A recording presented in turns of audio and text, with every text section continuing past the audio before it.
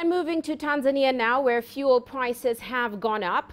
We've seen retail and wholesale prices of all petroleum products rising. The increase is mainly attributed to changes in prices in the world market, according to a public notice published by the Energy and Water Utilities Regulatory Authority. Now, fuel prices have a big influence on the inflation rate in the East African country. In the 12 months through November, inflation eased to 4.4% from a 5.1% the previous month. But the fuel price hikes could push the inflation rate up again. The regulator has raised the maximum retail price of petrol by 0.35% and increased the cap for diesel by 1.71%.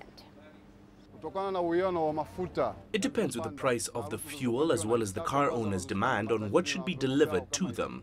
When you have a smaller car like this, you get only 22 passengers, and the route isn't long, and the boss wants like 100,000 Tanzania shillings a day for the way the road is, plus the route of the bus.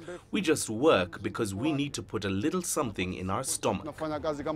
Currently, as an operator of the petrol station, effectively, the motorists, especially the employed people who have got motor vehicles, they are affected by the price very significantly.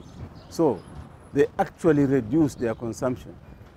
And I know that some of the employees in some of the governments, or what they have done is they have formed an organization whereby 3 people share 1 vehicle.